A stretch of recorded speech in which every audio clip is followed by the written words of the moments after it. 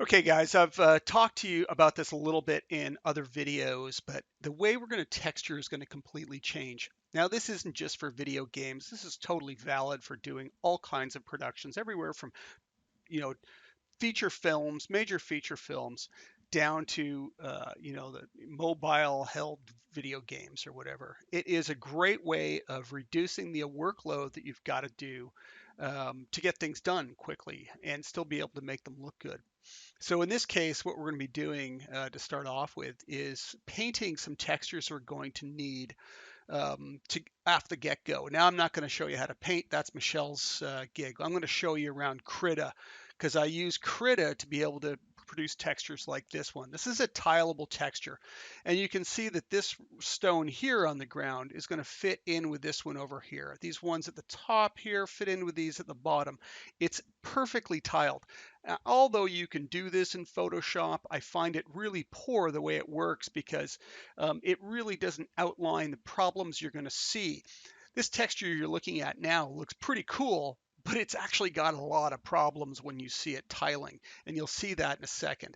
Now I've generated a lot of tileable textures. Here's another one. This is for roof pieces. It tiles completely up and down, right and left. Simplest ones going, things like my dirt, and believe it or not, that's my dirt. So all of the dirt that you saw in my level is actually being generated with that crappy looking texture, believe it or not, and it works perfectly. So I've got other sorts of stone ones, just general sort of dirty stuff. I wanted some moss, and this is literally just a big splatter brush, and I'm just painting on a pile of colors. Color corrected it to be yellow and made it a yellow one. So it's amazing how fast you can create textures. Um, and if you think about layering your textures and using them as tileables, we'll also quickly just talk about doing wood trims and stuff in Krita, but that's not as much of a concern. You can do that in, this was done in Sketchbook Pro, for instance.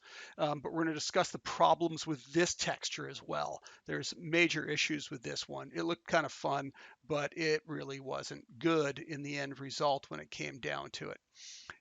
So let's take a look at Krita. So Crit is pretty straightforward. You're going to be, see a welcome screen with a new button. We're going to paint all our textures at 1024 by 1024, possibly at 2048, 2048, but they will be one of those two probably. Now you might want to, if it was really small, you might just want to do it 512 to begin with. I'll tend to paint them larger and then size them down, but we don't want any big textures in our game. Probably max is going to be 1024. So what's the problem that you got to resolve? And that is, what if you want this over a very large ground area? You've only got a texture map that's 1024 by 1024. So that means it needs to tile infinitely across the ground. And so let's figure out Krita and how we use it. Pretty straightforward. It kind of looks like Photoshop-ish.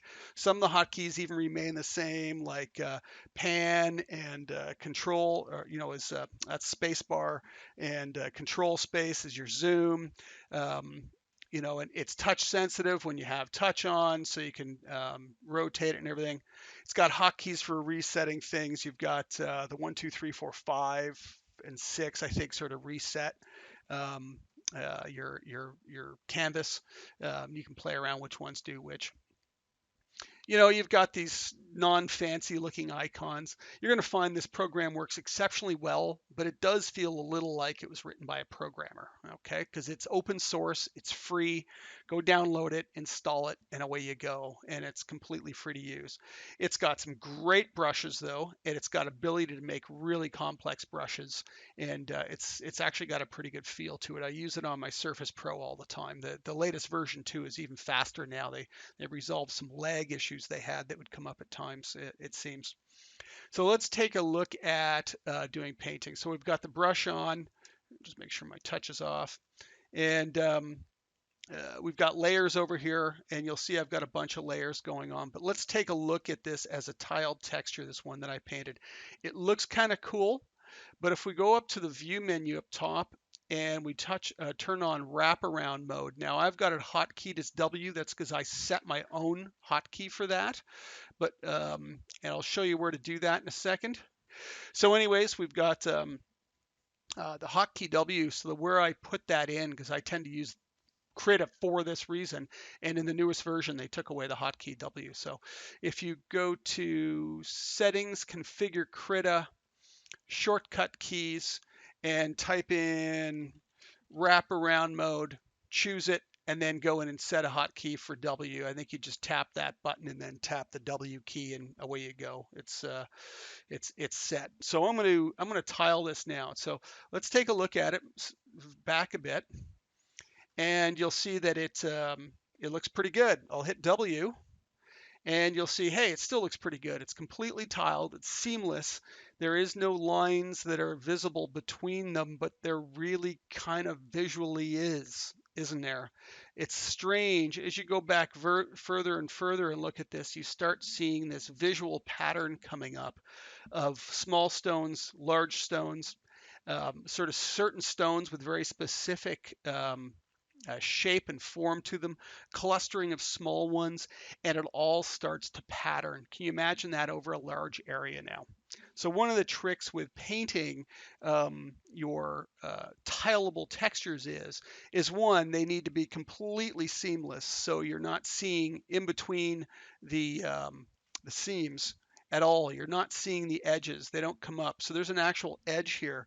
So what's interesting is that you don't see the there's this line kind of being generated here. You can almost see down through the middle, and it's actually not even in the middle of, or at the edges. It's down the middle of the image, but it's giving you this visual line, and it's giving you these patterns. This isn't generic enough, as it comes down to.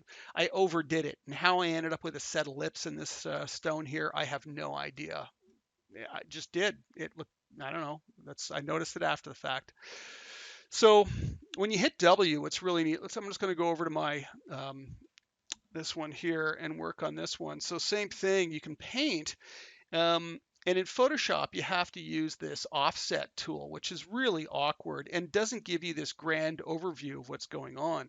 But as soon as I hit W and tile it, you'll actually see that I can now paint anywhere on the canvas, and I can see whether or not it's tiling. So as soon as I go back, I can see I just created those lines by that last paint stroke.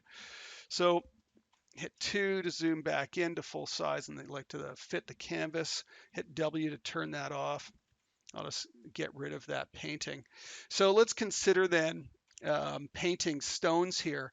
And I go in and I paint this big stone, and then I start painting other stones. And what's nice is you don't even have to worry about where you paint. You just paint, wherever you want, and you really don't even know if you're painting on your canvas anymore. And you fit all your stones together, and you start, creating your stones, and you go, hey, that looks great. It tiles perfectly. But now, of course, when you zoom back and you see the whole thing, you see that patterning happening again. So this is a trick that you need to try and be able to zoom back and look at it as a whole, as this covered big area. Again, I've found this tool very, very good for this. Right now, I'm just using the paintbrush and some standard settings, but it's got all of the Photoshop features effectively going on in here, and then some in some areas. Other areas that doesn't have those Photoshop features. It'll save out to a Photoshop file. So if you say file save as, KRA is the default, but you can default it and get it to save to a PSD, wherever that is, somewhere in here. Photoshop file right there. So I just saved them as Photoshop files. Now make note, going from Photoshop to here or back, you will have some filters or some layer effects and stuff that exist in one and not the other. The file will open, but it'll look different because those live filters, those layer effects and stuff don't exist. So you may have to bake them down if you went down from one to the other. You'll collapse a layer effect in or something like that. But other than that, for painting out your textures, it's going to work really well. So the other one I wanted to mention was the wood trim real quick. Since we're here. This one's a bit better. I removed some of these really heavy detail knots. They looked really cute, kind of thing. They were fun. They were actually really fun to paint, and they had this nice swirly stuff. And you could do some like that. The problem is we want to have one wood texture in our game. We don't want to have to paint 10 of them. So the issue here is as more and more pieces of wood used this texture map throughout the scene, these very defined shapes started showing up all over on the different pieces of wood. And when you stack them side by side or even tried to flip them back and forward, it was just really obvious that pattern was there constantly. So again, you want to keep them pretty darn generic, and that's what I did with the finals. I started to genericize them and get rid of those heavy details. And now these boards didn't show up as being this heavy patterned effect over and over again. I had the same problem with this one here. It looked really cool. It was a ton of fun to paint. It's floors, but once that tiles, it just doesn't look that good anymore. It would be better off if it was far more generic.